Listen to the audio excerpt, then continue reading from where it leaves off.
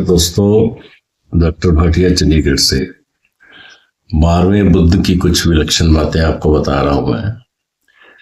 एक अनुभव की बात यह भी आती है कि जो लोग सट्टे का, शेयर मार्केट का काम करते हैं, स्पेक्यूलेशन का काम करते हैं, आजकल चुनावों का सट्टा भी चलता है, आईपीएल का सट्टा भी चलता है, तो लोगों को सोचना चाहिए कि अगर उनके टेबे में बुद्ध 12वें घर में है तो ज्यादा रिस्क लेके काम ना करें।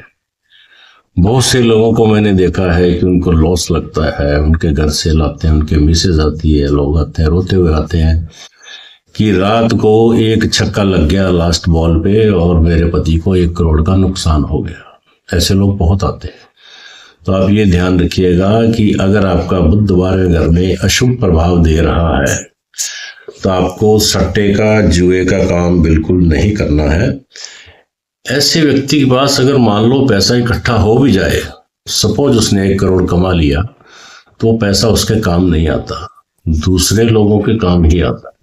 ऐसा भी अनुभव में आया। और 12वें घर के बुध को एक राज की बात यह है कि जितने भी कष्ट आते हैं सारे मर्दों को ही आते हैं।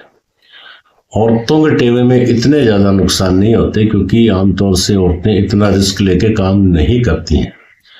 ठीक है, आज का युग बदल गया है। आज के जमाने में शेयर मार्केट में भी और दूसरे लोगों में, दूसरे बिजनेस में भी औरतें, काफी लोग बढ़ चढ़ के काम कर रही हैं। तो ऐसी लेडीज को भी अगर सोचना चाहिए, उनका बुध अगर 12वें है तो उनको स्पेक्यूलेशन के काम से बचना चाहिए।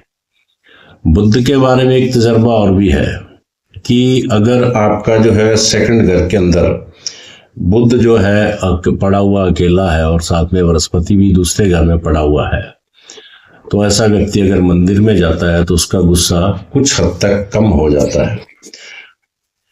लाल किताब कई जगह ये भी लिखती है, ये बुध को कहते हैं पागल कुत्ता। ये किसी ना किसी तरह से कहते हैं कि एक खौफ पैदा किया रहता है दूसरे व्यक्ति के मन में। हालांकि ये व्यक्ति इतना खराब नहीं होता, लेकिन लोग मानते हैं कि ये व्यक्ति कभी भी गर्म स्वभाव का हो जाएगा, कभी भी किसी तरह की बकवास करने लगेगा या कभी भी किसी तरह की गालियां देना शुरू कर देगा। क्योंकि नर्वस सिस्टम को जो नीचे का पोर्शन है, मैंने कई वीडियोस में बोला है, यहां से नीचे वाला वो बुध कंट्रोल करता है, और ये जो ब्रेन का सिस्टम है इसको शनि कंट्रोल करता है। तो शनि भी अगर आपके टेबे में खराब है और बुध भी खराब है तो ऐसे व्यक्ति को अचानक से उफान आते हैं, अचानक से तूफान आते हैं उसकी जिंदगी के अंदर। तो ये व्यक्ति हाइपर हो जाता है। हाइपर होकर जब इस व्यक्ति को गुस्सा आता है तो इसके जो है नसों में तनाव बढ़ता है और इसके हाथ भी कई बार कांपने लगते हैं। ऐसा भी अनुभव में आया है।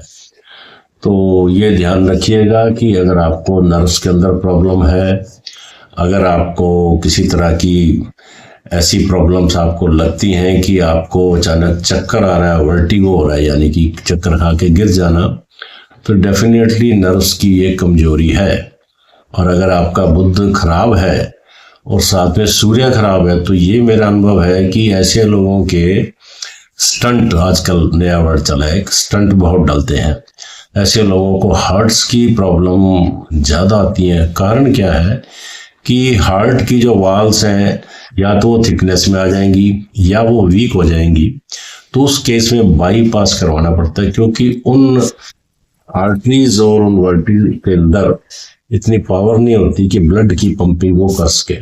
तो एज ए रिजल्ट क्या होता है कि हार्ट अटैक की संभावना बढ़ जाती है।